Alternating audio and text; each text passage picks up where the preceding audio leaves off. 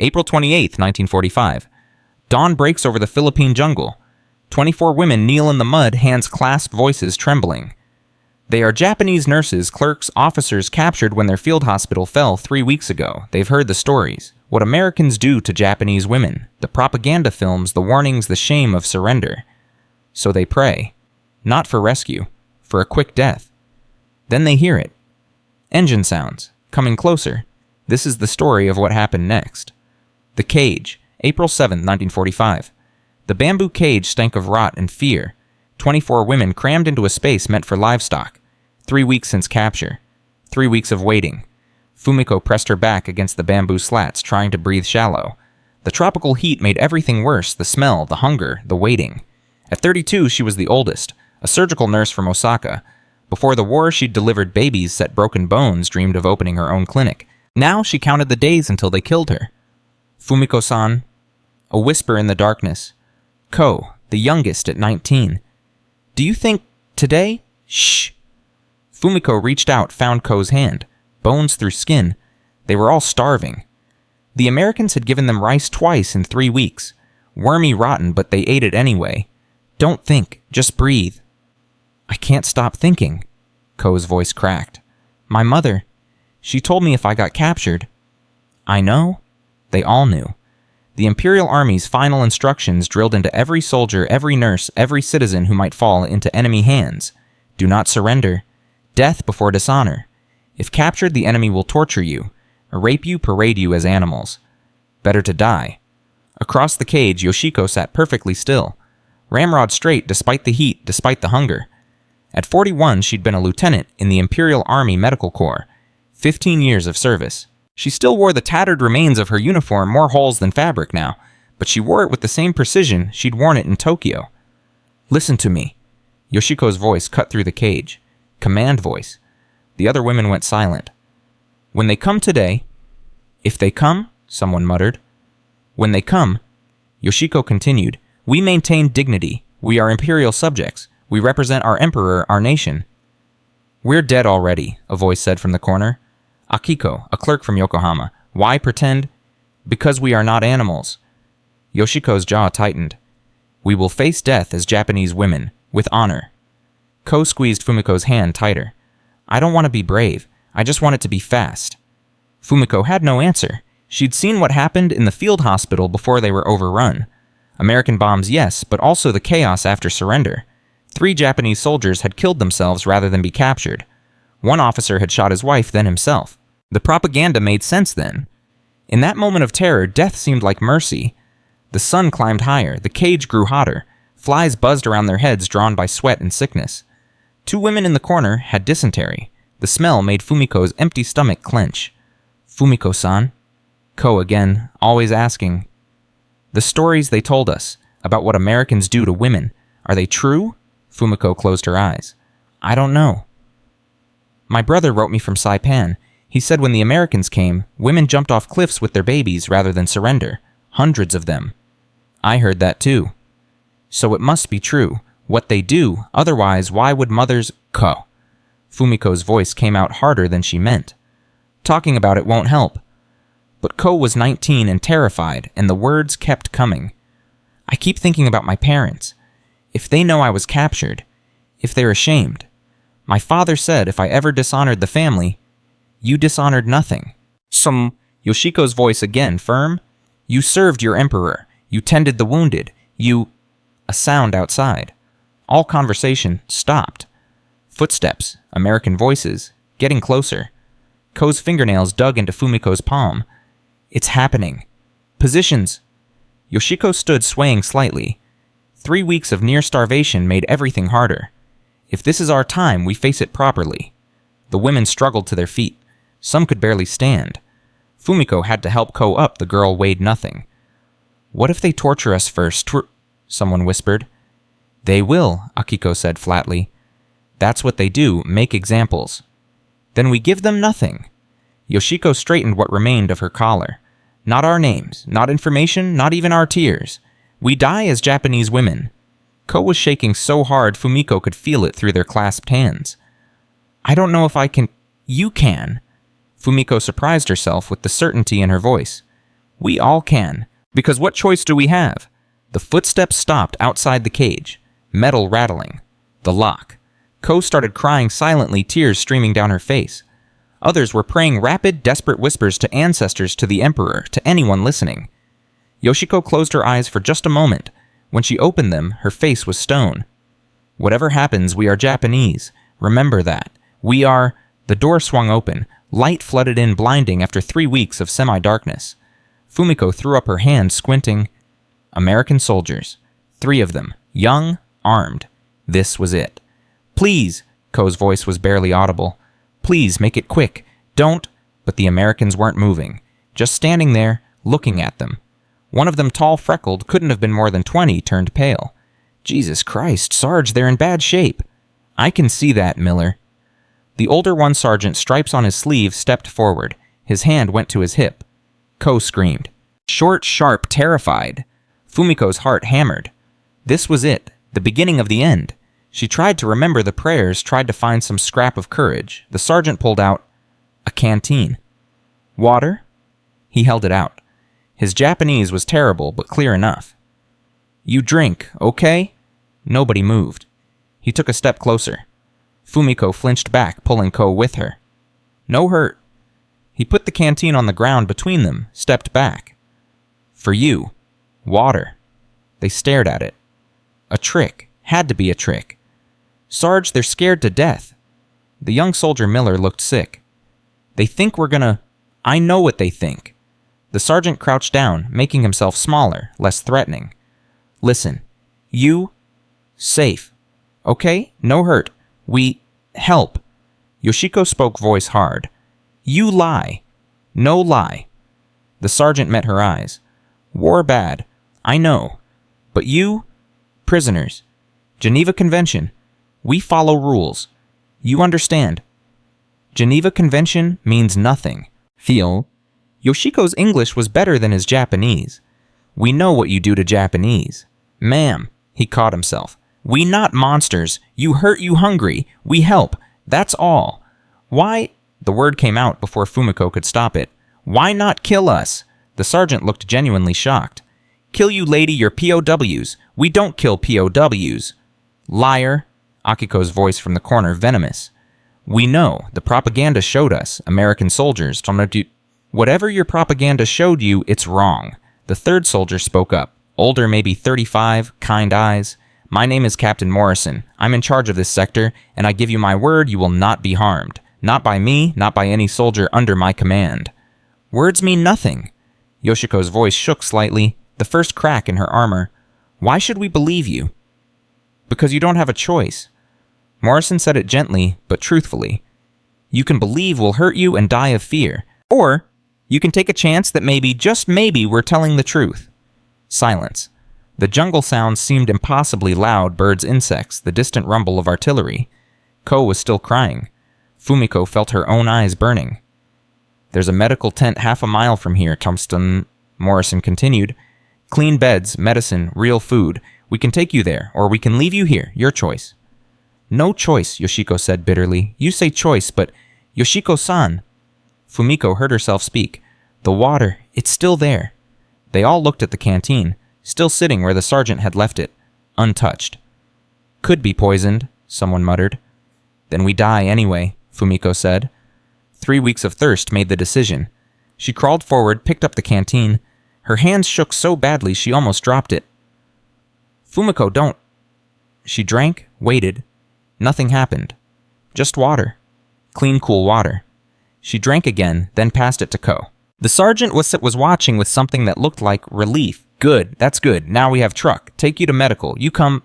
If we refuse, Yoshiko asked, then we leave water and food. Come back tomorrow. Try again. Morrison shrugged. We got time. War's almost over anyway. That got their attention. What? Germany surrendered 3 weeks ago. Japan's next. It's just math now. He said it matter-of-factly, like discussing the weather. You want to die here for a war that's already lost? Or you want medical treatment food, maybe survive? Want to go home someday? Home. Ko whispered the word like a prayer. Can we really? Eventually, when it's all over, if you survive. Morrison stood. But first you need to survive. And for that, you need food, medicine, rest. We can give you that. Question is, will you take it? Fumiko looked around the cage. 24 women, starving, sick, terrified. They'd prepared to die. Wanted to die. It seemed easier than this, than hoping, than trusting, than living with the shame of surrender. But Ko's hand in hers was so thin, bones and skin. The girl was 19. She deserved a chance. If you're lying, Fumiko started. If I'm lying, you're dead anyway, Morrison said bluntly. What do you have to lose by trying? Yoshiko's eyes met Fumiko's across the cage. A whole conversation in that look. They were officers in their own way, both leaders. The others would follow them. Die here with honor or gamble on mercy. Yoshiko spoke first. We will come, but I promise you, if this is a trick, if you betray us, I will kill you with my bare hands before I die. Morrison actually smiled. Fair enough, ma'am. I'd expect nothing less. He stepped aside, gesturing to the open door. After you. Nobody moved for a long moment. Then Fumiko stood, pulling Ko up with her. We go. One by one, the women emerged from the cage, blinking in the bright morning light, half expecting bullets, waiting for the betrayal. But there was just a truck, and 3 young American soldiers who looked more scared of them than they were of the soldiers. Up you go. Miller helped Ko climb into the truck bed. She flinched at his touch, but he was gentle. Easy, I got a sister about your age. You're gonna be okay. Ko looked at Fumiko with desperate hope in her eyes. Fumiko had no idea if that hope would survive the day, but she climbed into the truck anyway. Because maybe, just maybe, death wasn't the only way this ended. The truck bounced over ruts in the jungle road. Ko gripped the side rail so hard her knuckles went white. Every bump felt like a countdown. How far? Yoshiko asked Morrison in clipped English. 2 miles, maybe 10 minutes. He sat across from them, rifle across his lap, but pointing down. Deliberate. Fumiko noticed everything now, every gesture, every glance, looking for the trap. 10 minutes. Yoshiko nodded once, then quieter in Japanese. 10 minutes to live, Ko whimpered. Fumiko put an arm around her shoulders. The girl was burning up a fever, probably dysentery. 3 weeks in that cage had done damage. Maybe too much. The truck slowed. Stopped. This was it. Fumiko's breath caught. She'd imagined this moment 100 times in the cage. The end. Rifles raised. Orders barked. Maybe a ditch. Maybe just the side of the road. But when Miller dropped the tailgate, there was just a tent. Large olive green red crosses painted on the sides. The universal symbol for medical care. Welcome to Mobile Hospital Unit 14, Morrison said. I know it don't look like much, but Doc Richards runs a tight ship. You're in good hands. Nobody moved. Come on. Miller extended his hand to Ko. Let's get you looked at, okay. Ko looked at Fumiko, terrified, asking permission. Fumiko nodded. What else could she do? Ko took Miller's hand. Let him help her down. She swayed on her feet, 3 weeks of starvation, dehydration disease. Miller caught her elbow, steadied her. Whoa, easy. Doc needs you out here. A man emerged from the tent, 40-something gray at the temples, round glasses. He took one look at the women and his face went pale. Dear God, Morrison, how long have they been? 3 weeks in a bamboo cage. No food except twice weekly rice rations. No medical care. Jesus Christ. Doc Richards, his name was stitched on his coat, stepped forward. Ko flinched back. He stopped, hands up.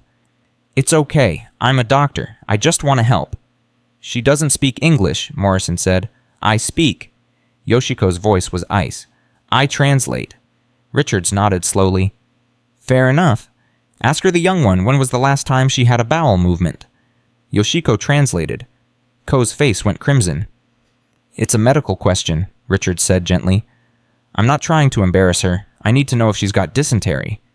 The exchange happened in rapid Japanese, Ko answering in whispers, Yoshiko relaying with stiff formality. 3 days ago, blood and stool, severe cramping. Right.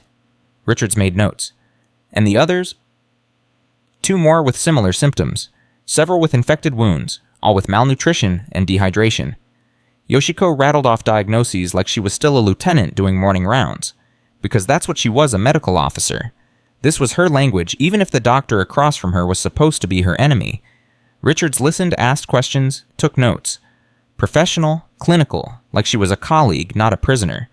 That was the first crack in Fumiko's certainty, the first tiny splinter of doubt that maybe this wasn't an elaborate prelude to execution. All right. Richards closed his notebook. We're going to start with triage. The 3 with dysentery go to isolation tent we can't risk spread. Everyone else gets a bed, IV fluids, and a basic exam. We'll go from there. Why? The question burst from Fumiko before she could stop it. Richards looked at her. Why what? Why help us? She switched to English, broken, heavily accented, but clear enough. We are enemy. Why not let us die? Something flickered across Richards' face. Sadness, maybe, or anger at whoever had taught her to expect death. Because you're human beings, he said simply, and I'm a doctor. That's reason enough. The first mini-climax came 3 hours later. Ko lay on a cot in the isolation tent 4 and her arm fluids dripping. Fumiko sat beside her, refusing to leave despite the risk of infection. They'd tried to separate them. Fumiko had simply shaken her head and sat down on the floor. After a while, they brought her a chair. Fumiko-san. Ko's voice was weak. Am I dying? No, Fumiko squeezed her hand. You have dysentery and dehydration, but they're treating it. You're getting medicine. Medicine? Ko's laugh was bitter. From Americans. My brother would be so ashamed. Your brother isn't here. He died at Saipan fighting Americans. Ko's eyes filled with tears. And now I'm letting them save me. What kind of Japanese am I? Fumiko had no answer. She'd been asking herself the same question since she took that first sip of water. A nurse entered American, maybe 25, blonde hair tucked under her cap. She checked Ko's IV, made notes on a chart, smiled at them both. She's doing better, the nurse said to Fumiko. Fever's down 0.5 degrees, that's good. Fumiko translated for Ko. Tell her, Ko struggled with the words. Tell her thank you. Fumiko's throat tightened. Those 2 words, thank you, directed at the enemy. A week ago, Ko had been ready to die rather than speak to an American. Now she was thanking one for saving her life. What did that make them traitors, survivors, both? The nurse smiled. You're welcome, honey. Get some rest. After she left, Ko closed her eyes. I don't understand them, Fumiko-san. Why are they kind? I don't know. Fumiko watched the IV drip. Each drop a second of life Ko shouldn't have. A second the propaganda said Americans would never give. I don't know. Outside, someone was playing music. American jazz crackling from a radio. The sound felt obscene, cheerful, light, alive, while everything Fumiko knew about the world was collapsing. The second climax dinner. 6 p.m., May 1st. The mess tent. 24 women sat at long tables staring at their trays. Real food, bread, soup, meat, vegetables, as more food than they'd seen in 3 weeks, maybe 3 months. Nobody ate. What's wrong? Morrison stood at the tent entrance, concerned. Food's not good. Yoshiko spoke without looking up. It's poisoned. It's what, ma'am, I just ate the same soup 10 minutes ago. It's not poisoned. Then it's a test, to see who breaks first, who has no honor. Morrison rubbed his face. Fumiko could see the exhaustion there. He'd probably been dealing with Japanese POWs long enough to understand the mental gymnastics. Okay. He pulled up a chair, sat down at their table, took Yoshiko's spoon, dipped it in her soup, ate it. There. Not poisoned. Not a test. Just soup.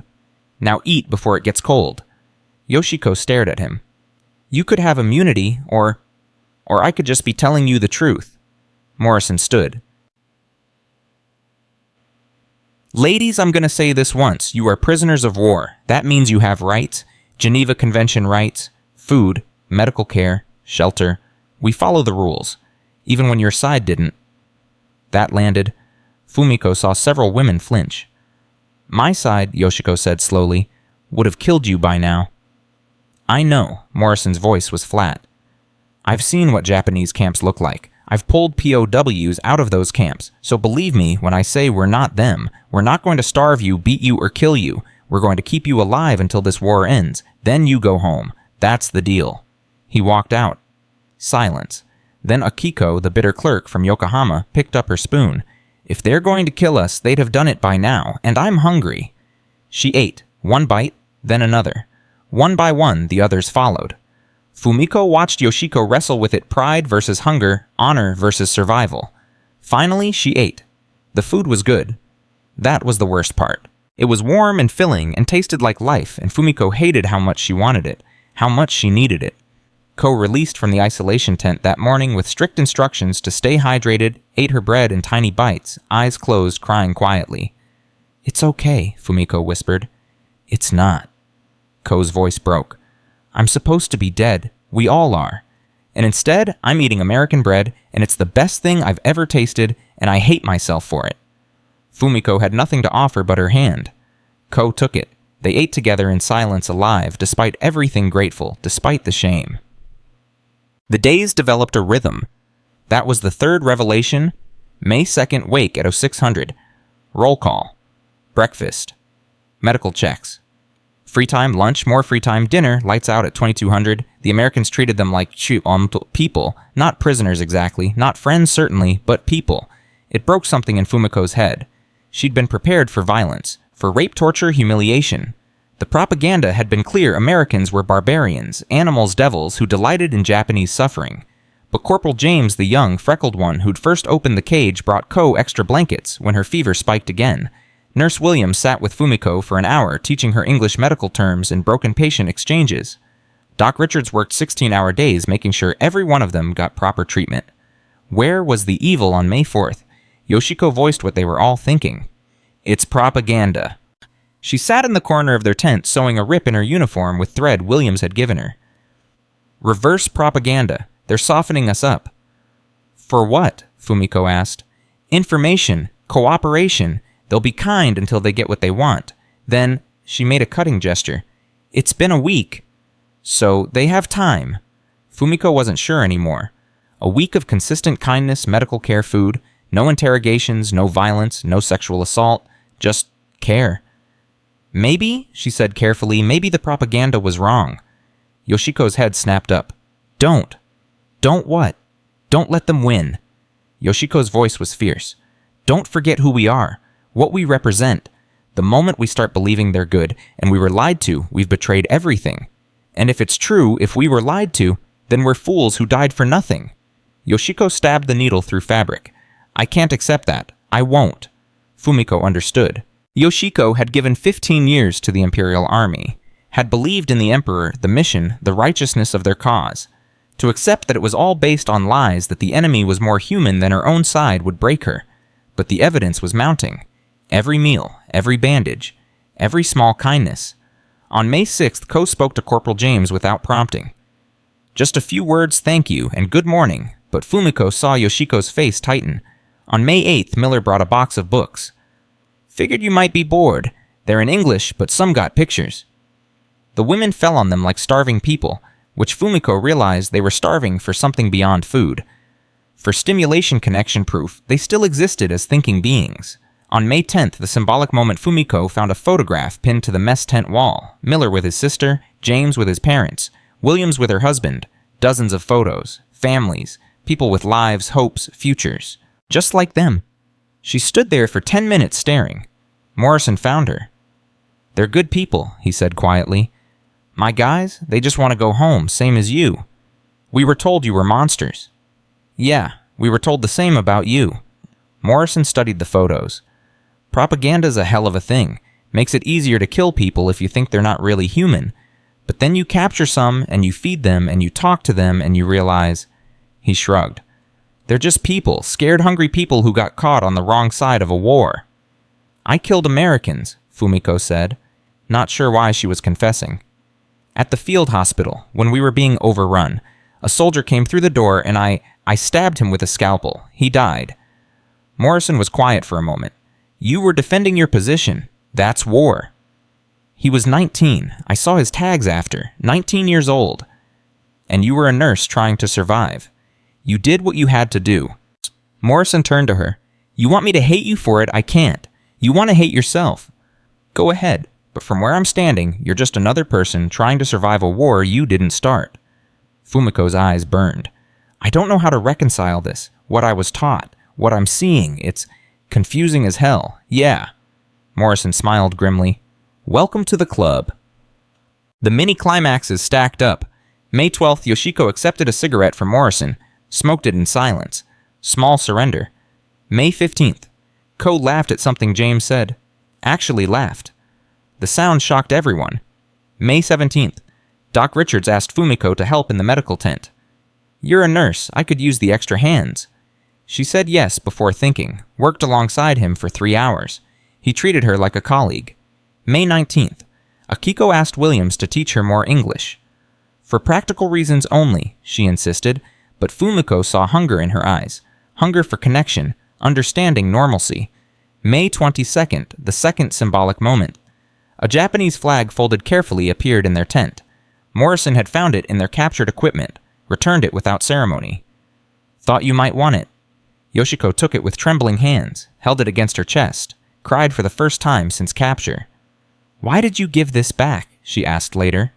Morrison shrugged. "It's yours, means something to you. We're not in the business of stealing memories." That night, Yoshiko sat with Fumiko in the darkness.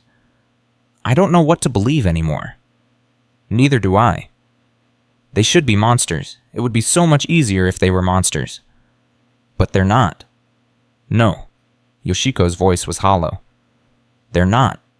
And that means everything I believed. Everything I did was based on she couldn't finish, didn't need to." Fumiko understood. The cognitive dissonance of realizing your enemy was more humane than your own side, that you'd been lied to, manipulated, sent to die for a cause that portrayed victims as villains. May 25th, news came. Germany had surrendered. The European war was over. Japan was alone. "How long?" Ko asked Fumiko. "How long until it's over for us?" "I don't know." But Fumiko could do math. Japan was losing. Badly. Maybe 3 months. Maybe 6. Not more.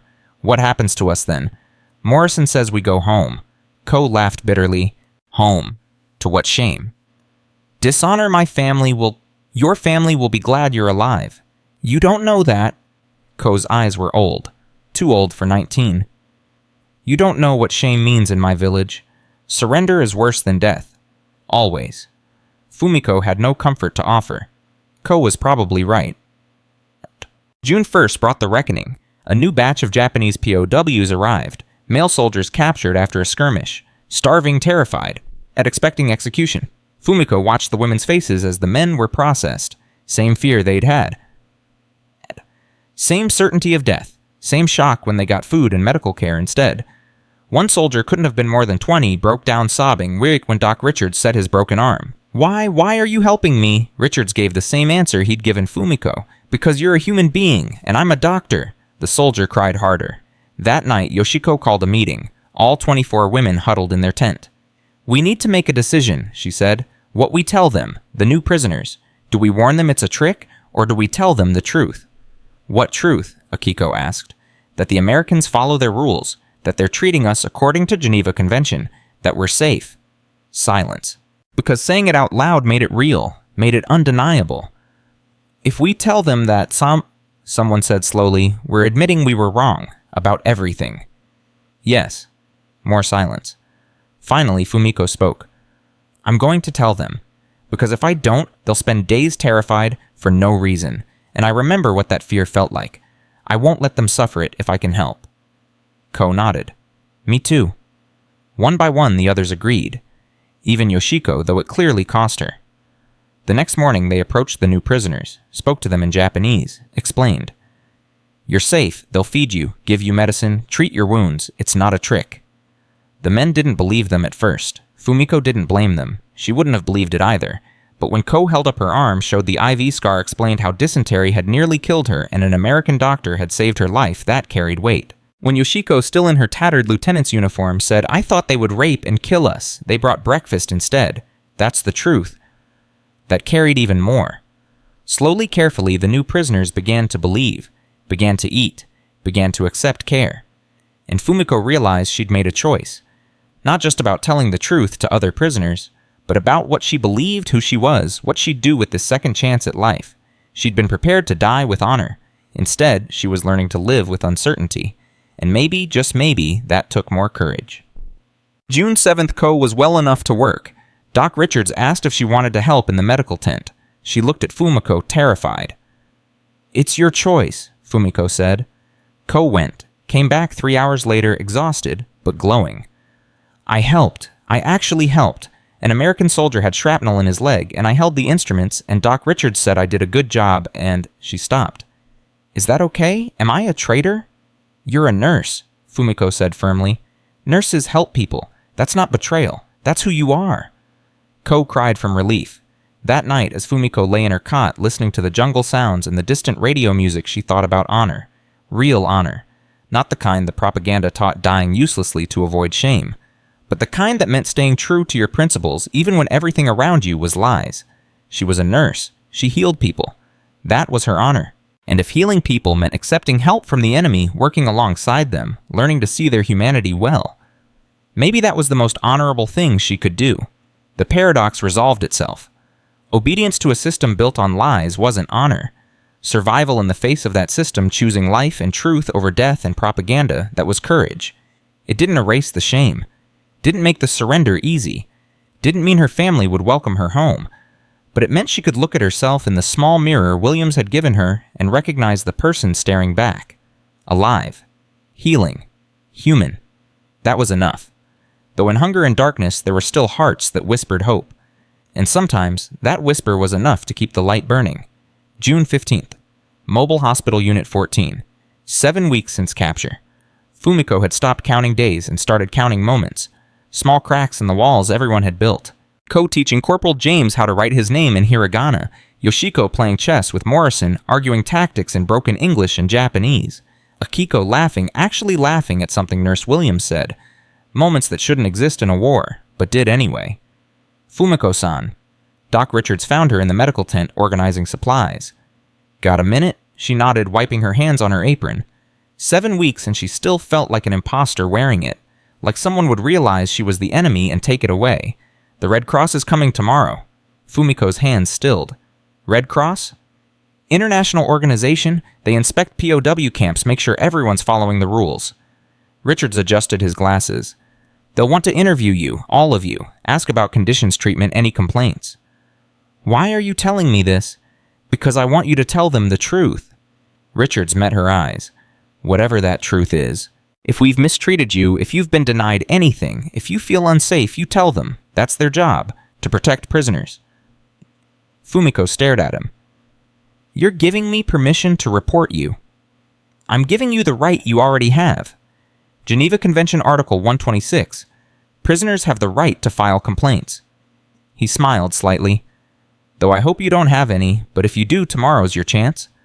After he left, Fumiko sat down hard on a supply crate. The Americans were inviting outside inspection, wanting testimony, actively encouraging them to report any mistreatment. What kind of captors did that? The kind who had nothing to hide, the kind who followed their own rules even when it was inconvenient, the kind who meant what they said about Geneva Convention and human rights. That night, Yoshiko called another meeting. All 24 women plus the 15 male POWs who'd arrived over the past month crammed into the largest tent. Tomorrow, Red Cross comes, Yoshiko said. They will ask questions. We need to decide together what we say. The truth, Ko said immediately. We tell them the truth. Which truth? An older soldier, Sergeant Tanaka, spoke up. That the Americans are treating us well. That's propaganda. They'll use it. It's not propaganda if it's true, Fumiko interrupted. They gave us food, medicine, shelter. They haven't beaten us, haven't... She stopped, aware of the men listening. They followed their rules. Rules, Tanaka spat the word. While our brothers die fighting, while Japan burns, and we sit here fat and comfortable. We're not comfortable, Yoshiko's voice cut like ice. We're alive. There's a difference. Is there... Tanaka stood. The Emperor's instructions were clear. Fight to the last. Die with honor. We surrendered? We're already dead to our families, our nation. What does it matter how the Americans treat us? Silence, heavy, suffocating. Because Tanaka had voiced what they all thought in their darkest moments. It matters, Ko said quietly, because we're still human. And humans don't just exist to die. We exist to live, to hope, to... Her voice broke. My mother taught me that, before the war changed everything. Your mother also taught you obedience, honor, sacrifice. Tanaka's face was hard. Or did the Americans teach you to forget that too? Ko flinched like she'd been struck. Fumiko stood. Enough. Tomorrow the Red Cross asks questions we answer honestly. Not for the Americans, not for Japan, for ourselves, because living with lies is what got us here in the first place. Easy for you to say. Another soldier, younger, bitter. You're women. Less is expected. But I was infantry. I should have died at my post. Instead, I'm here eating American food and my family thinks I'm a coward. Your family thinks you're dead. Morrison's voice came from the tent entrance. How long had he been listening? That's what we tell Tokyo when we capture prisoners, KIA, killed in action. So as far as your families know, you died heroes. The question is, what are you going to do with the life you still have? He left before anyone could respond. The meeting dissolved into arguments. Some insisted on telling Red Cross the Americans were monsters maintaining the lie even when it contradicted reality. Others wanted truth. Most just wanted to survive and were terrified of making the wrong choice. Fumiko walked out into the humid night. The camp was quiet except for generator hum and distant radio music. Someone was playing Benny Goodman. The sound felt absurd. Jazz while her world fractured. You okay? Williams found her by the perimeter fence. I don't know. Fumiko's English had improved over 7 weeks, enough to express uncertainty if not clarity. Tomorrow feels important. Red Cross visits always are. Sifui. Williams lit a cigarette, offered one to Fumiko. She took it. Another small surrender smoking American cigarettes under Philippine stars with an enemy nurse. You nervous about what to say? Nervous about what it means. If I say Americans treat us well, I'm admitting I was lied to, that everything I believed was propaganda, that I survived for nothing.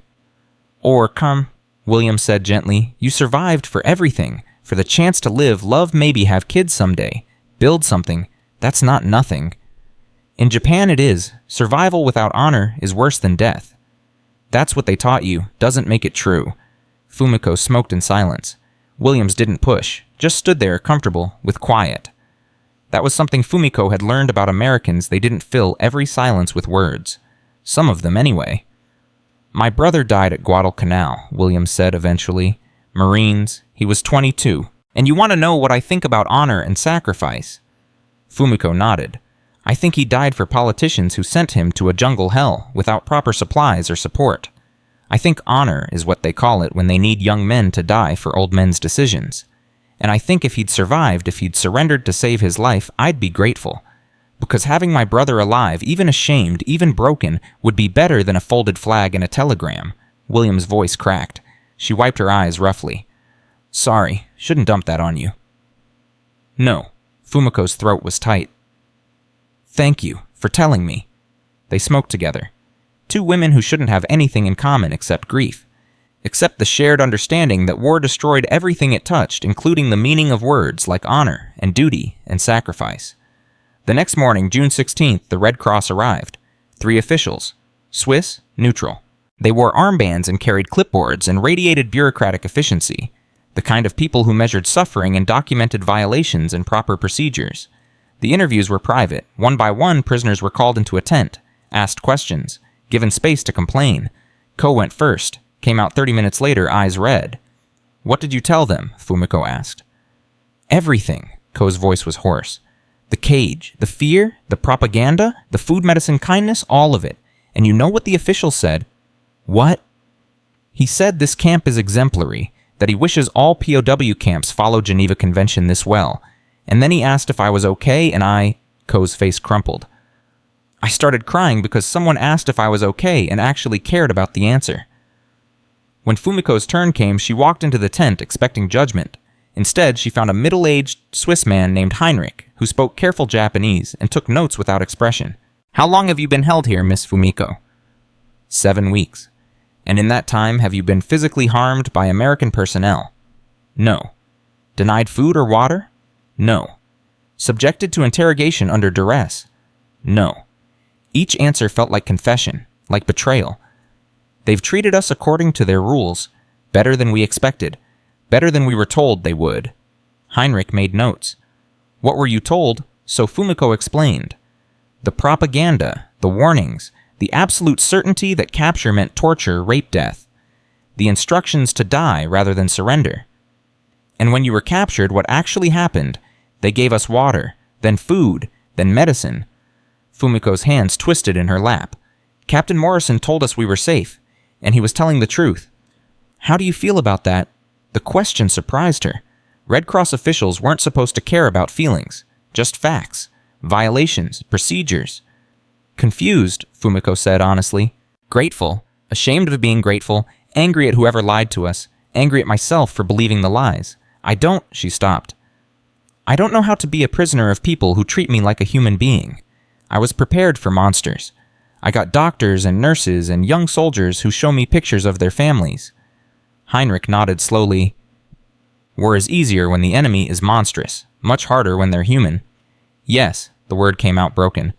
For what it's worth, Miss Fumiko surviving despite the lies, that's courage. Perhaps more courage than dying would have taken. After the interviews, the Red Cross officials toured the camp, checked medical facilities, counted rations, observed interactions between prisoners and guards, made more notes. That afternoon, they delivered their verdict. Morrison gathered everyone, American personnel and prisoners, in the mess tent. The senior Red Cross official, a stern-faced woman named Margaret, stood at the front. This facility is in full compliance with Geneva Convention articles regarding treatment of prisoners of war, she announced in English. Morrison translated to Japanese. Food, shelter, and medical care meet or exceed minimum standards. No evidence of physical abuse, coercion, or violation of prisoner rights. This camp is rated as satisfactory. Margaret paused. However, I must note something unusual. In my 15 years conducting these inspections, I have never encountered prisoners who were so thoroughly convinced they would be executed that they prayed for death rather than rescue. The psychological damage inflicted by propaganda on these prisoners is profound. I recommend continued mental health support as they process the dissonance between expectation and reality. She looked directly at the prisoners. You were lied to, by your government, your military, your propaganda machine. They told you surrender was worse than death. They were wrong. Surrender is a chance. What you do with that chance is up to you, but know this, you are safe here. That is not propaganda. That is fact. And facts, unlike lies, can be verified by outside observers. That's what we do. That's why we exist. After she left, the camp felt different. Lighter, maybe, or heavier with truth. Hard to tell. That evening, a ceremony nobody planned, but everyone needed. Someone Fumiko never found out who started singing. A Japanese folk song. Sakura, cherry blossoms falling. One by one, the Japanese prisoners joined in. Voices rough from disuse, from crying, from swallowing shame.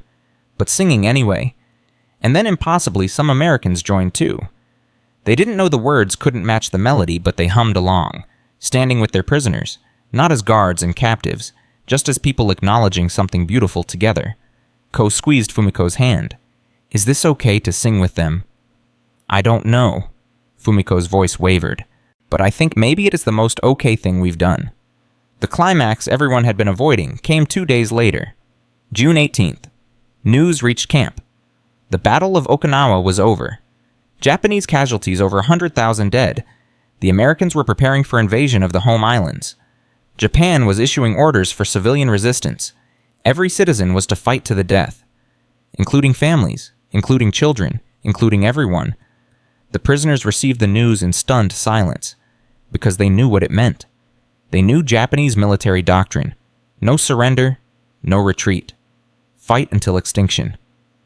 My parents live in Kyoto, Ko whispered. They're 60 years old. They shouldn't have to.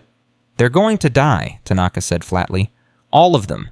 Every Japanese citizen, and we sit here safe while our nation commits suicide.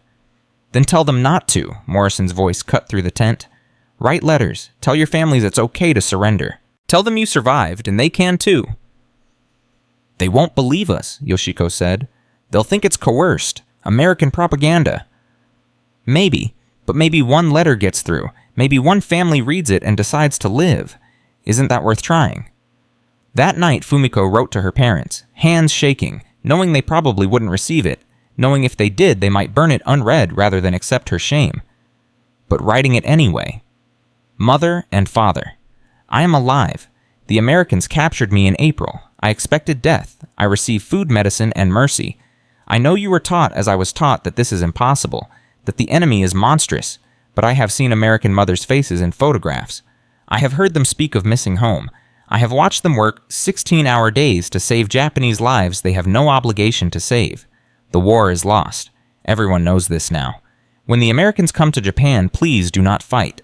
Please do not die for honor. Surrender. Live. Let me have the hope that someday, somehow, I might see you again. I am ashamed of surviving. I am ashamed of this letter. I am ashamed of every breath I take. But I am breathing anyway. Because humans are meant to live, and I refuse to let propaganda kill us all. Your daughter Fumiko, she wasn't sure if it was courage or cowardice to send it, but she sealed it anyway, gave it to Morrison. He promised to do his best to get it through Red Cross channels. 40 prisoners wrote letters that night, 40 messages thrown into the void, hoping for miracles. The mini climaxes stacked up like dominoes falling toward inevitable conclusion. June 20th, Ko began working full shifts in the medical tent. Doc Richards officially listed her as auxiliary staff. She came back glowing despite exhaustion. I saved someone today, an American with sepsis. I caught it early, and he's going to live because I didn't let him die. June 22nd. Yoshiko challenged Morrison to chess and won. He laughed, congratulated her promised revenge. She smiled. Fumiko couldn't remember the last time she'd seen Yoshiko smile. June 25th, a photograph. James insisted on taking one. All the prisoners, all the American staff together. Everyone protested, Americans worried about protocol, prisoners worried about evidence of collaboration. But James was persistent. Someday, he said, this war will be over, and somebody's going to ask what happened here. And I want proof that enemies can become people. Just once. Just here. They took the photograph. Fumiko stood between Ko and Williams. Yoshiko stood next to Morrison. Enemies and friends and something in between. June 28th. Akiko taught her first English class, teaching other prisoners. If we're going to survive, she said pragmatically, we should understand what they're saying. July 2nd, news of firebombings in Tokyo. Over 100,000 civilians dead. The prisoners wept. The Americans looked sick. Because burning cities full of civilians wasn't victory, it was just more death. This has to end, Williams said to Fumiko. This whole goddamn war has to end. It will, Fumiko's voice was hollow. When everyone's dead. July 4th, American Independence Day. The Americans celebrated with extra rations music fireworks, invited the prisoners to join. Some refused on principle, but most came. Because isolation hurt more, the something more than participation. Ko watched the fireworks with wide eyes. They're beautiful. They're weapons, Tanaka muttered. Explosives, designed to kill. Tonight they're just light? Ko's voice was firm. Let them be light, just for tonight. July 7th. Tanaka tried to escape. Made it half a mile before Filipino guerrillas found him and brought him back. He'd been running toward Japanese lines, toward death, because living with shame was killing him slower than a bullet would. Morrison didn't punish him, just asked why. Because I can't, Tanaka's voice broke. I can't be this. I can't be someone who survives while my nation dies. I can't look in the mirror and see someone who ate with the enemy and learned their names and started to care when they got hurt. I can't be that person. Then who do you want to be? Dead. I want to be honorably dead. Morrison was quiet for a long time. I can't stop you from hating yourself, Sergeant, but I can stop you from getting killed on my watch. You're going back to your tent. You're going to think about whether dying for a lost cause makes you brave or just dead. And tomorrow we're going to talk about what happens after the war, because it's coming. The end is coming, and you need to decide if you want to see it. Tanaka went back, didn't try to escape again, but Fumiko saw the death in his eyes, the kind that didn't need bullets. July 10th. Ko turned 20. Williams baked a cake, real cake with sugar and eggs hoarded from rations. Sang happy birthday in English. Taught Ko the words. Ko cried from joy and grief tangled together. I didn't think I'd live to see 20, she told Fumiko later, and now I have, but I don't know if I'm glad or sad about it. Both, Fumiko said. You can be both. July 12th. A soldier died. American. Infection from a wound gone septic despite treatment. Doc Richards worked for 18 hours trying to save him. Failed. Ko sobbed like her heart was breaking. We did everything right, everything, and he still died. That's medicine, Fumiko said quietly. Sometimes you do everything right and people die anyway. I can't, Ko's voice was raw. I can't care this much about an American soldier dying. I can't, but I do, and I hate myself for it. Or, Fumiko said, echoing Williams from weeks ago, maybe caring about human life, regardless of uniform, is the most honorable thing you can do. Ko looked at her. Do you believe that I'm trying to? The funeral was the next day. Full military honors. The dead soldier Private Anderson, 23, from Iowa, buried with ceremony. Morrison read from a Bible. Others saluted, and the prisoners attended, without being asked, standing respectfully while they buried a man who'd been their enemy, because he'd also been kind, because he'd helped Doc Richards save Ko's life, because he'd shown them pictures of his dog. Fumiko stood between Ko and Yoshiko, 3 Japanese women at an American funeral. The absurdity of it, the rightness of it, after Morrison approached them. "Thank you for coming," Andy would have, his voice cracked. He would have appreciated it. "He was a good man," Yoshiko said quietly. "That matters more than nationality." Morrison's eyes filled. He nodded, couldn't speak, walked away. That night, July 13th, Fumiko lay awake thinking about everything that had broken and reformed over 10 weeks. The propaganda that shattered against reality. The certainty that melted into doubt. The enemy that became human. The shame that morphed into something more complex, still present, still heavy, but mixed with gratitude, hope, confusion. Ko was right. They could be both. Ashamed and grateful. Broken and healing. Loyal to their nation while recognizing its lies. Humans could hold contradictions. Could survive despite being taught to die. Could learn to see enemies as people without erasing the pain of war. It wasn't easy, wasn't clean, wasn't the story Japan wanted written, but it was true, and truth. Fumiko was learning mattered more than propaganda, even when truth was complicated, especially then. In a camp built to cage people, whispers still crossed the barbed wire fences. Whispers of hope, humanity, and the stubborn refusal to let war destroy everything worth living for. The heat in mid-July was murderous. Ko collapsed twice during her shift in the medical tent, and Doc Richards ordered her to rest in the shade with extra water. She protested weakly, but obeyed. 3 months ago, she would have accepted collapse as punishment for surviving. Now she drank the water and lived. Small victories, small surrenders. The camp ran on both. July 16th brought news that shattered whatever fragile equilibrium they'd built, an announcement over the radio that Morrison translated with a face gone pale. They tested something. In New Mexico, Americans, a new weapon. His hands shook slightly holding the report. They're calling it... They won't say exactly what it is, just that it's powerful enough to end the war. How powerful? Yoshiko asked. She'd been teaching English to 3 younger soldiers, but now everyone in the tent had gone silent. Morrison met her eyes. Powerful enough that they're warning Japan to surrender immediately, or face complete destruction. Japan won't surrender, Tanaka said flatly. The Emperor would rather every citizen die. I know, Morrison's voice was heavy. That's what I'm afraid of. Ko found Fumiko later shaking. What if they use it, this weapon? What if they use it where my parents live? Then your letter was even more important. Fumiko held Ko's hands, felt the tremors. If they read it, if they believe it, if they surrender, they won't. Ko's certainty was devastating. My father would die before dishonoring our family name, and my mother would die beside him. I know them. I know they'd rather burn than bend. There was nothing Fumiko could say to that, because Ko was probably right. The tension in camp ratcheted up over the next week. American soldiers moved with purpose that felt like preparation. Supplies were inventoried, cataloged, reorganized. Plans discussed in hushed voices that cut off when prisoners approached. Something's happening, Akiko said during evening meal on July 23rd. They're getting ready for something. The invasion, Yoshiko said quietly, of Japan, home islands. They're preparing to invade. The word hung there. Invasion. American boots on Japanese soil. Everything the propaganda had warned about promised threatened. The final battle. The glorious death of a nation.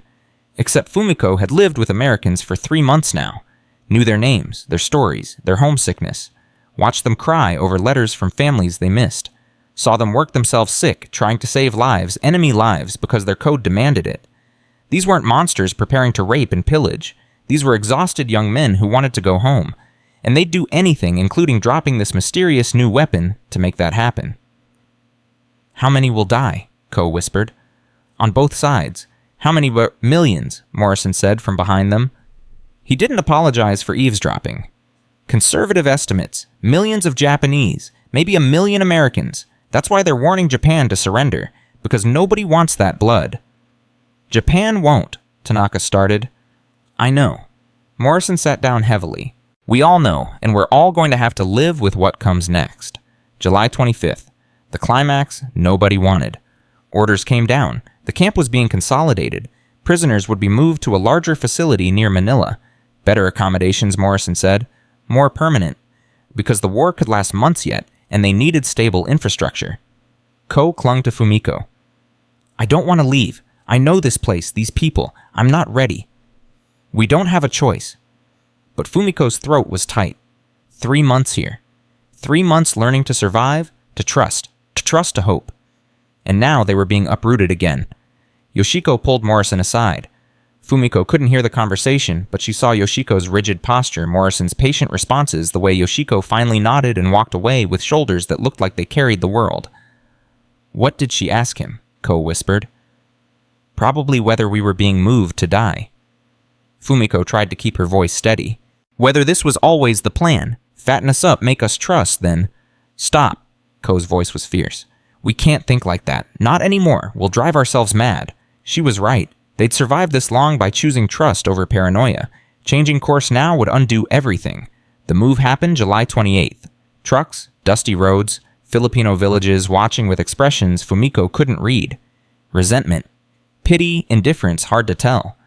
The Philippines had been occupied by Japan, liberated by America, and these villagers had survived both. They probably had no energy left for caring about Japanese prisoners. The new camp was larger, more organized. Rows of proper barracks instead of tents. A real hospital building instead of mobile units. Hundreds of prisoners, Japanese, some Korean, even a few Germans who'd been fighting with Japanese forces. But no Doc Richards, no Nurse Williams, no Morrison or James or Miller. Different personnel. Efficient professional distant. Ko cried herself to sleep that first night. I want to go back. Is that crazy? I want to go back to the place where I was a prisoner, because at least there I knew people's names. It's not crazy, Fumiko whispered in the darkness. We're human. Humans need connection, even with enemies. The second mini-climax came on August 6th. A commotion in the camp. Guards rushing, radio crackling, then silence. Awful heavy silence. An announcement, American officer, reading in flat, shocked tones. This morning at 8:15, the United States dropped an atomic bomb on Hiroshima, Japan. The city has been destroyed. Casualties are estimated in the tens of thousands. This is the weapon we warned about. Japan has been given ultimatum to surrender immediately or face further destruction. The words didn't make sense at first. Fumiko's brain couldn't process them. Atomic bomb. City destroyed. Tens of thousands. Then the screaming started. Japanese prisoners wailing, collapsing, tearing at their clothes. Because Hiroshima. Industrial city. Military target, but also homes. Families, children, civilians. Tens of thousands dead. In seconds. Ko stood frozen, face white. My aunt lived in Hiroshima. My cousins, they were... She couldn't finish, just stood there shaking. Yoshiko found a corner and vomited. Then sat with her back against the wall, staring at nothing. Fumiko felt numb. This was the weapon. The thing Morrison had feared. And America had used it. Dropped it on a city full of people. Killed tens of thousands in an instant. This was supposed to make Japan surrender. But Fumiko knew with sickening certainty that Japan wouldn't. The military would call it propaganda, would say it was a lie or acceptable losses or glorious sacrifice, would order everyone to fight harder, and America would drop another bomb, and another, until there was nothing left but ash. That night, August 6, 1945, Fumiko understood that the world had changed, that humanity had invented a way to destroy itself, that the line between military target and mass murder had blurred beyond recognition. We did this, an American guard said, quietly standing near the fence. He was young, maybe 22. We dropped the sun on people, He stopped, wiping his eyes. How do we come back from this? Fumiko had no answer. How did anyone come back from this August 7th? Shell-shocked silence. Japanese prisoners moving like ghosts. American personnel looking sick, avoiding eye contact. Everyone waiting for Japan's response. August 8th. No response. Japan's military government issued statements about fighting to the last, about glorious resistance, about death before surrender. Ko stopped eating, just sat staring at the wall. My parents live near Kyoto. That's a military target too. They're going to drop another one, and another. And my parents will burn, and I'm here safe, eating American food while my family turns to ash. Ko, Fumiko tried. Don't. Ko's voice was dead. Don't tell me it's not my fault. Don't tell me I should be glad I'm alive, because right now I wish I died in that cage. At least then I'd be dead with honor instead of alive while my nation burns. August 9th, the third climax, another bomb, Nagasaki. The announcement came at noon. Another city destroyed, another tens of thousands dead, maybe more this time. The officer reading the report looked like he wanted to vomit. Fumiko felt something break inside her. Not shock this time. Shock required surprise. This was just inevitability. This was what happened when you taught young men that dying was glory. When you refused surrender, even when surrender meant survival. When you valued ideology over lives. This was what happened when everyone chose death over shame. Tanaka hung himself that night. Used his belt. They found him at dawn, body. Cold face, peaceful. He left no note, didn't need to. His message was clear: I can't live in this world. Ko found him. Her scream brought everyone running. Fumiko held her while she sobbed, while medics cut him down, while the sun rose on another day that felt like the apocalypse. I understand, Ko whispered. I understand why he did it. Fumiko-san, I understand. I know. Fumiko's voice was hollow. So do I. But they kept living anyway, because they'd come too far to stop now. August 10th. Rumors. Japanese government was negotiating, considering surrender. The emperor himself was involved. Nobody believed it. Not really. Hope felt like betrayal. August 11th. More rumors. Silent camp. American guards looked tense, expectant. Japanese prisoners looked ill-terrified of hope. August 12th. Yoshiko found Fumiko in the barracks. If Japan surrenders, if this ends, what happens to us? I don't know. We'll go home eventually, to what our families think we're dead, honorably dead, and instead we're alive, dishonored, changed. We've eaten with the enemy, learned their language. Some of us... She stopped. Some of us care about them. What does that make us survivors? Fumiko said. That's all? Just survivors. Is that enough? It has to be. August 14th. The radio announcement came at noon. Fumiko was in the hospital ward helping with supply inventory. An American nurse, different from Williams but kind, came running. It's over. Japan surrendered. The war is over. Fumiko dropped the clipboard. What? Emperor Hirohito announced surrender. Unconditional. It's done. The war is done. The news spread through the camp like wildfire. American soldiers cheering, crying, embracing, celebrating survival, celebrating going home. The Japanese prisoners stood frozen, silent, because this wasn't victory. This was the end of everything they'd known, the death of the nation as they understood it. The Emperor Divine Infallible had surrendered, had admitted defeat. Everything they'd believed, everything they'd fought for, everything they'd been willing to die for, all of it was over, meaningless, a lost cause. Ko found Fumiko. They held each other without speaking, both crying, neither knowing if the tears were grief or relief or both. We're free, Ko finally said. We're free, and I don't know how to feel about it. Neither do I. Yoshiko gathered the prisoners that evening. All of them men and women, soldiers and civilians, everyone. She stood before them, still wearing her tattered lieutenant's uniform, and spoke. The Emperor has surrendered. Japan is lost. Everything we were taught about fighting to the death, about honor, through sacrifice, about never surrendering the Emperor himself, has rejected it. Her voice cracked. We survived. Against orders, against training, against everything we believed. We survived. And now we have to decide, was survival cowardice, or was survival the bravest thing we could have done? Silence. Then one of the male prisoners, young barely 18, spoke up. I think it was brave. Because dying was easy. Living with shame is hard, and we did it anyway. And now, someone else asked. What do we do now? We go home, Yoshiko said. When they let us. We go home and we tell them. She stopped gathering herself. We tell them that the enemy wasn't what we thought, that propaganda lied, that surrender doesn't have to mean death, that there's another way. Maybe they listen, maybe they don't, but we have to try. August 15th. Official confirmation. Japan had formally surrendered. The war was over.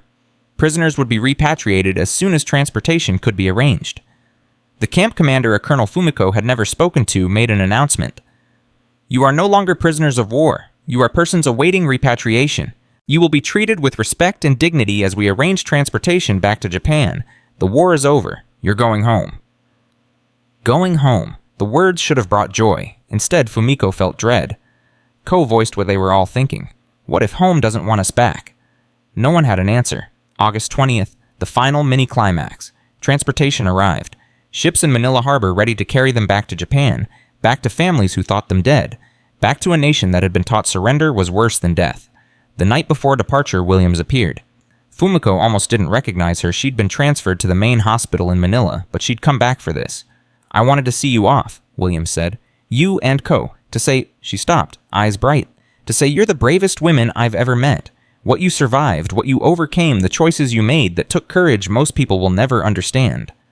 "We were cowards," Fumiko said automatically. "We surrendered. You survived." Williams gripped her shoulders. "You chose life over propaganda. You chose truth over lies. You chose to see your enemies as human beings. That's not cowardice, that's strength. And don't let anyone tell you different." Ko appeared carrying her small bag of belongings, so little to show for 3 months of transformation. She saw Williams and burst into tears. "I don't want to leave. I know that's crazy, but I don't. I'm terrified of going home." "I know, honey." Williams hugged her. "But you have to, because someone needs to tell them what really happened here. Someone needs to tell them that Americans aren't monsters, that surrender isn't death, that there's hope even after losing everything. You're that someone." Morrison showed up too, and Miller, and James, and even Doc Richards, who'd traveled 3 hours from his new posting to say goodbye. "You're going to be okay," Richards told them. "All of you. It won't be easy. You'll carry this forever, but you'll be okay." "How do you know?" Fumiko asked. "Because you're still here. You've already survived the impossible. Everything else is just details." August 21st. The ship. Hundreds of Japanese prisoners boarding silent, shell-shocked. Going home to a nation that had surrendered an emperor who had admitted defeat, families who'd been taught to prefer dead heroes over living survivors. Fumiko stood at the rail watching the Philippine coastline recede. Ko beside her, Yoshiko on her other side, 3 women who'd prayed for death and received breakfast instead, who'd expected monsters and found humans, who'd survived despite everything saying they shouldn't. "Do you think it mattered?" Ko asked quietly. "That we lived? That we learned? Does it matter?" "I don't know," Fumiko said honestly. Maybe. Maybe we go home and no one listens. Maybe they reject us. Maybe we spend the rest of our lives ashamed. Or maybe," Yoshiko said slowly, "maybe we plant seeds. Maybe someone hears our story and questions the propaganda. Maybe one person chooses life over death because of us. Maybe that's enough." The ship's horn sounded. They were leaving, going home, free. But Fumiko thought of all the people who weren't on this ship, who'd never gotten the chance to choose life over death. Who'd believed the propaganda completely and died for it? The soldiers who'd fought to the last at Okinawa. The civilians who'd jumped off Saipan's cliffs. The families who would die in the ruins of Hiroshima and Nagasaki rather than accept defeat. The ones who'd prayed for death and gotten exactly what they asked for. Freedom came. Liberation came. The war ended, and the killing stopped, and survivors began the slow journey home.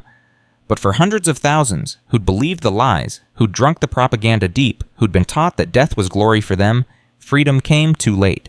They'd already vanished into the smoke and ash of a war that taught them dying was easier than living. The ship sailed on. The living carried the weight of the dead. And somewhere behind them, the Philippine jungle kept its secrets, the cages where women had prayed for death, the camps where enemies had become human, the small moments of mercy that had saved lives, propaganda said weren't worth saving. The sun set over the Pacific, red as blood, beautiful as hope, impossible as survival. They sailed toward home, whatever that meant now. The ship docked in Yokohama on September 3rd, 1945. 6 days at sea. 6 days of silence and fear in the desperate hope that somehow, impossibly home would still feel like home. It didn't. The harbor was rubble. Buildings collapsed into skeletal frames. The air tasted of ash and defeat. American occupation forces were everywhere, soldiers' vehicles, bureaucracy made flesh. The conquerors organizing the conquered. Ko gripped Fumiko's hand as they descended the gangway. "It's gone! Everything's gone!" Not everything, but Fumiko's voice lacked conviction, because looking at the devastation, it was hard to believe anything had survived. They were processed through repatriation centers, forms, questions, medical checks, efficient American administration treating them like displaced persons, which they were.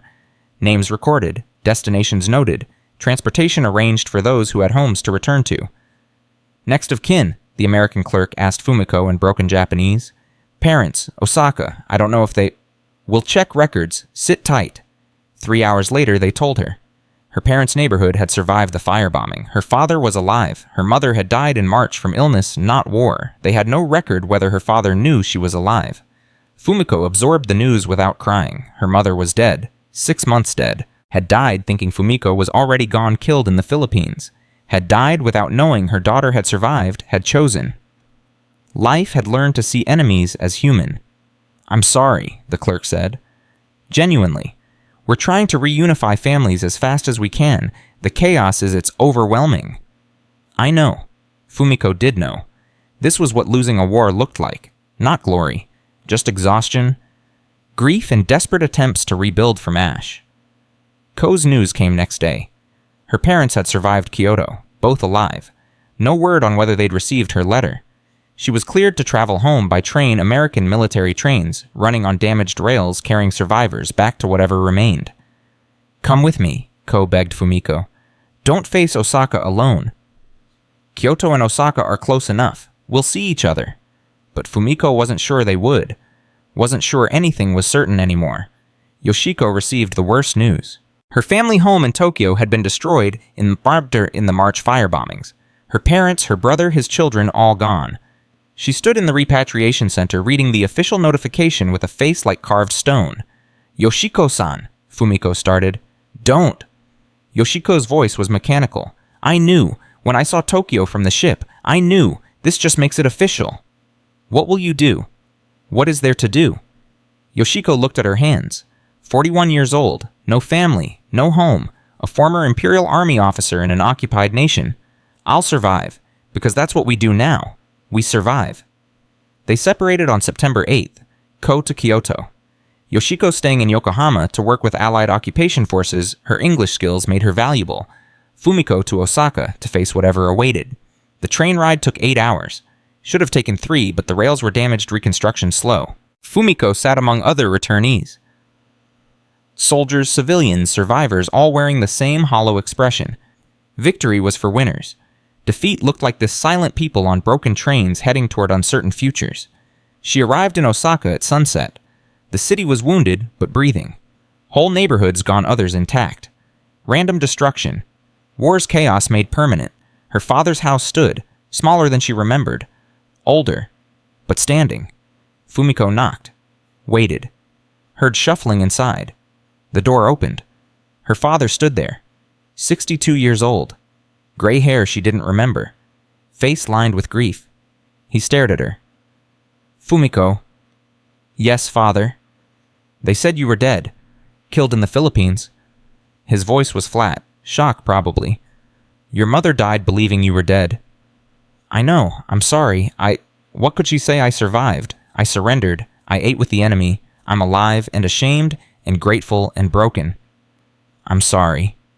He stood there for a long moment, then stepped aside. Come in, you must be hungry. No embrace, no tears, just the practical concern of a man who'd lost too much to waste energy on emotion. Fumiko entered her childhood home and felt like a ghost haunting familiar spaces. They ate dinner in silence. Rice and vegetables. Simple, her father had always been a simple man. An accountant. Steady, reliable, unbothered by the imperial fervor that had consumed so many.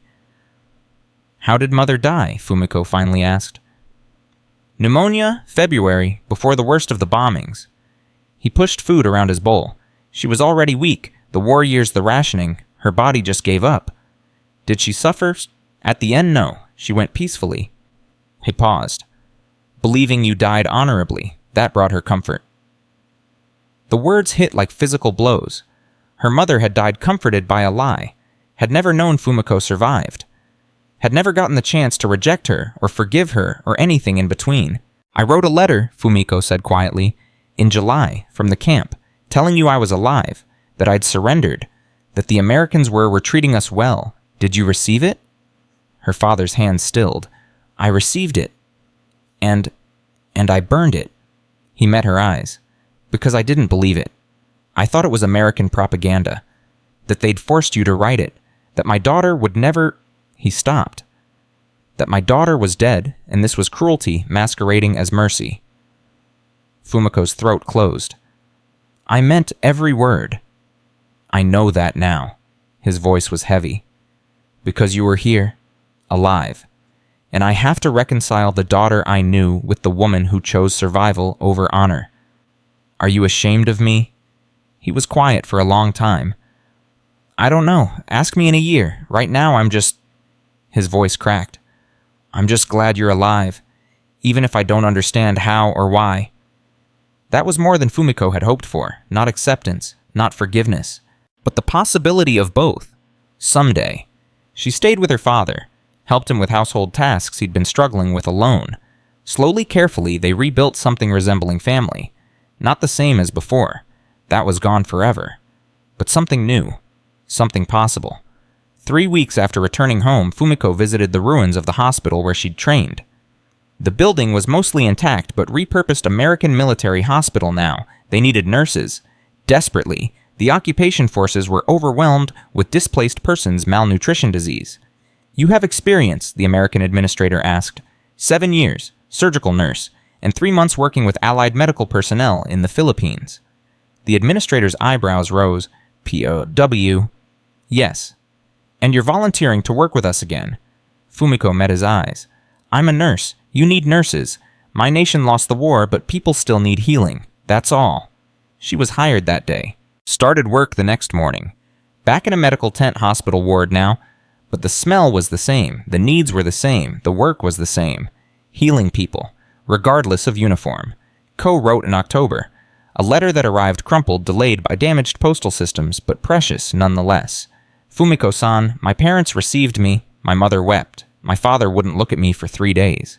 Then he asked what happened. I told him everything. The cage, the fear, the propaganda versus reality, the kindness of enemies, the shame of being grateful. He listened. Then he said, you were braver than I taught you to be. I raised you to die for your country, but you learned to live for truth instead. I don't know if I can forgive that, but I respect it. That's more than I expected. More than I deserve, maybe. I'm working at a local clinic now, treating malnutrition disease, the wounds of defeat. Every day I see what propaganda cost us. Every day I wonder if telling the truth matters. Then I remember Corporal James showing me photos of his sister. Doc Richards working 18-hour days to save Japanese lives. Williams teaching me that caring about people isn't betrayal. Maybe it matters. Maybe someone hears and questions. Maybe that's enough. Write back when you can. Tell me you're surviving too. Fumiko wrote back that same day. Told Ko about her father, about working with occupation forces, about the slow, painful work of rebuilding. She didn't mention the stares from neighbors who'd heard she'd been captured. Didn't mention the whispers about surrender and shame. Didn't mention lying awake at night wondering if Tanaka had been right, if death would have been easier than this complicated, messy survival. Yoshiko's letter came in November. Shorter, more matter-of-fact. Fumiko, I'm translating for war crimes tribunals. Listening to testimony about atrocities committed by Japanese forces. Camps where Allied prisoners were starved, beaten, worked to death. Places where surrender meant torture. Every day I sit there and realize we were the exception. What happened to us in the Philippines was extraordinary. Most Japanese POWs were treated exactly as propaganda warned. Most died. The lucky ones survived to tell horror stories. But we got breakfast instead of bullets. We got doctors instead of torture. We got Morrison asking our names instead of beating them out of us. Why? What made that camp different? What made those Americans different? I don't know. But I think it matters that we remember. That we tell people it could have been different. War doesn't have to destroy humanity. Sometimes, rarely, barely against all odds, humanity survives anyway. That's what I'm holding on to. On days when the testimony makes me sick. When I hear what my nation did and want to die from shame. I remember somewhere once enemies chose mercy. And that matters. Yoshiko December brought the first memorial, a small gathering organized by repatriated POWs. 40 people who'd survived various camps, some American-run, some Filipino guerrilla, some liberated by Australians. All with different stories. All carrying the same weight. They met in a bombed-out shrine outside Tokyo. Yoshiko organized it. Ko traveled from Kyoto. Fumiko from Osaka. Others from scattered towns across a broken nation. Why are we here? Someone asked. A young soldier, scarred, haunted. To remember, Yoshiko said. to say out loud what we survived. Because if we don't, it disappears, becomes myth, propaganda. So they spoke, one by one. Testimony. A man named Takeshi. I was captured at Okinawa. Expected execution. An American medic set my broken leg instead, called me buddy. I didn't understand English then, but I understood the tone, like I was human, like I mattered. I'd been taught Americans were devils, but devils don't set enemy bones with gentle hands. A woman named Hana. I was a comfort woman, forced by our own military. When Americans liberated the camp, I thought it would be worse. Different captors, same hell. Instead, they gave me blankets, food, asked my name. First time in 3 years anyone asked my name. I cried for an hour, couldn't stop, because someone cared enough to ask. Ko spoke next, voice shaking but clear. I prayed for death at dawn. Americans brought breakfast instead. That sounds simple, breakfast. But it was everything. It was the moment I realized propaganda lied. That surrender wasn't death. That enemies could be human. I was 19, I'm 20 now, I shouldn't be here. But I am, because someone chose mercy when they could have chosen bullets. Fumiko spoke last. I killed an American soldier, before capture, stabbed him with a scalpel. He died. I don't even know his name. And later, Americans saved my life, fed me, healed me, treated me like a nurse, not a murderer. I don't know how to reconcile that, how to live with that contradiction, but I'm trying, because they gave me the chance, and I owe it to that unnamed soldier, to all of them, to not waste it.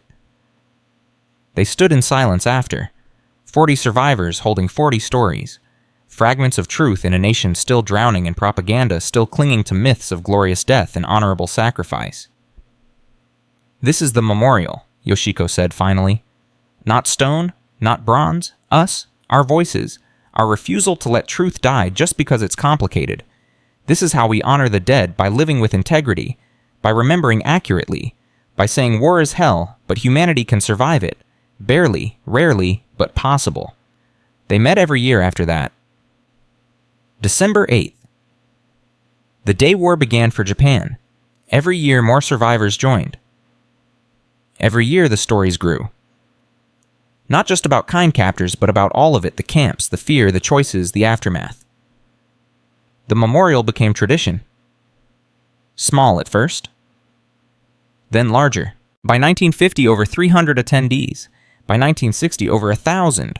Survivors, their children, scholars, journalists, people who wanted to hear the complicated truth instead of simple myths. Ko spoke every year, became known for it. The girl who prayed for death and chose life instead. She never married, became a nurse researcher instead, studied trauma resilience, the psychology of survival, published papers about propaganda's effects on decision-making, taught at universities, raised a generation of students who understood that dying for ideology was easier than living for truth.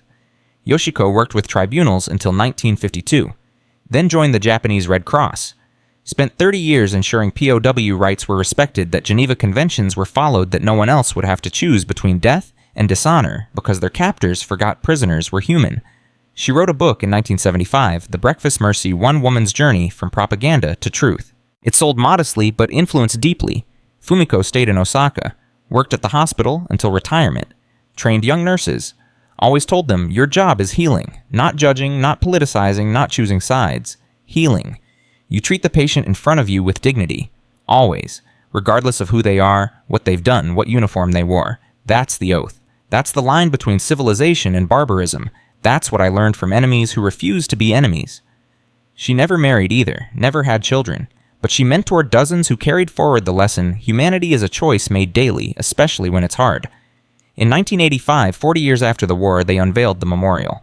Physical this time. Stone and bronze and permanence. A gate. Broken in the middle. Symbolizing the breaking of propaganda, of lies, of false certainties.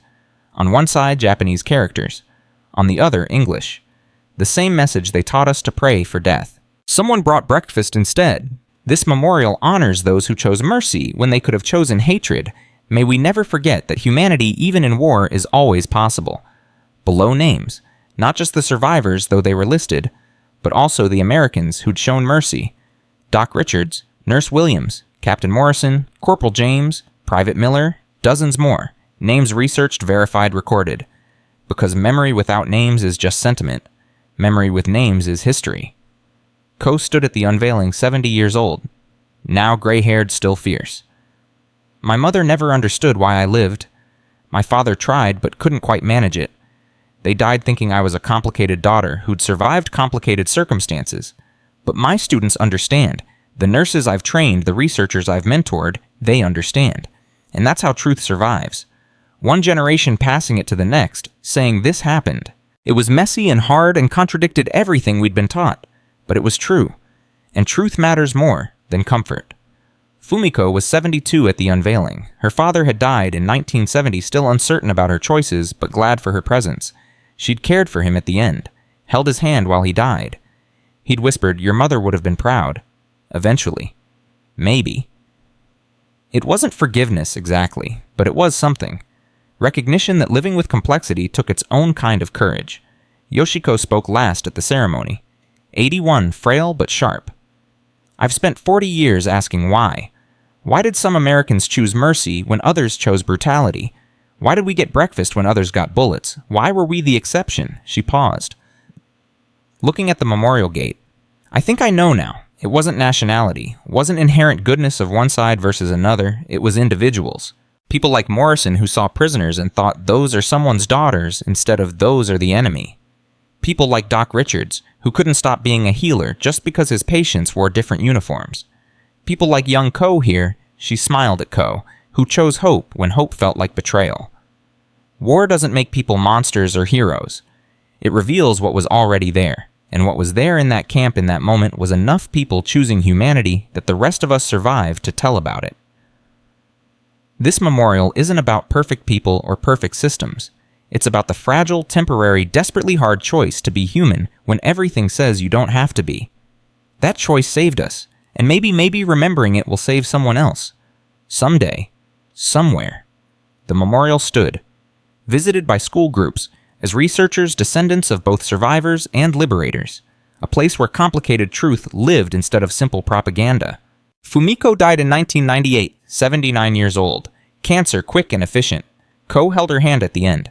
"Was it worth it?" Fumiko whispered in her final hours. "Surviving, living with shame and gratitude and all the mess. Was it worth it?" Ko squeezed her hand. "You trained 47 nurses.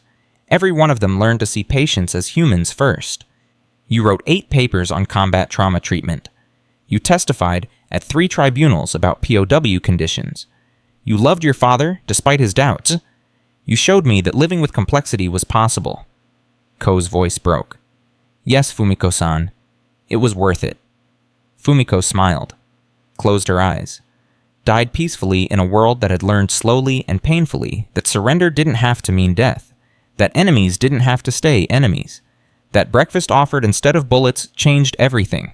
Ko died in 2003, 83, heart failure, surrounded by former students who'd become colleagues, researchers, advocates. Her last words, "Tell them it mattered, tell them choosing life mattered." Yoshiko outlived them both, died in 2009 at 95, slipped away in her sleep at the care facility, the copy of the Breakfast Mercy on her bedside table pages worn from rereading her own story, making sure she got it right, making sure truth survived her. The memorial still stands, updated in 2015 with additional names. Ko's, Fumiko's, Yoshiko's, and hundreds more. Survivors who'd carried the story forward. Americans who'd chosen mercy. The named and the nameless, the remembered and the almost forgotten. The inscription was updated too. New words below the old. Memory is resistance. Against propaganda that says enemies are less than human. Against hatred that says mercy is weakness. Against despair that says hope is foolish. They prayed for death and received breakfast. They lived to tell the truth. This is their resistance. This is their legacy. May we have the courage to continue it. Every December 8th, people still gather. Students, scholars, descendants. Some bring flowers. Some bring photos of grandparents who survived, who chose life, who passed down stories of breakfast when they expected bullets. And every year, someone reads the names. All of them. Japanese and American. Prisoners and liberators. The women who prayed for death. The men who brought food instead. The ones who lived long enough to understand what happened. The ones who died still confused. All of them. Named, remembered, part of a story that refuses simplification, because that's how truth survives. Not in monuments only, but in voices saying this happened. It was complicated. It contradicted what we'd been taught. But it was real. And real matters more than comfortable. They built the propaganda on hatred, on fear, on lies that made dying easier than living. But the Camp Mobile Hospital Unit 14, forgotten corner of a forgotten war, was remembered for something else. For the fragile, temporary, desperately human choice to offer breakfast instead of bullets. To see enemies and ask their names. To heal instead of harm. Small mercy and vast cruelty. But mercy nonetheless. And that mercy echoed forward through decades, through generations, through every person who heard the story and thought maybe humanity can survive anything. Barely. Rarely. But possible. The memorial gate stands open. Broken in the middle, but standing.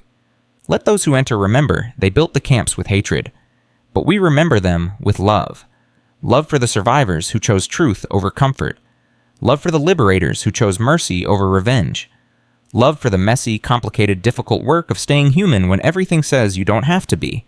If you believe their names deserve to be carried forward, Fumiko, Ko, Yoshiko, Morrison, Richards, Williams, James Miller, and the hundreds more who chose humanity when choosing was hardest, then share this story. Write a name in the comments below. Someone who showed you mercy when you expected judgment.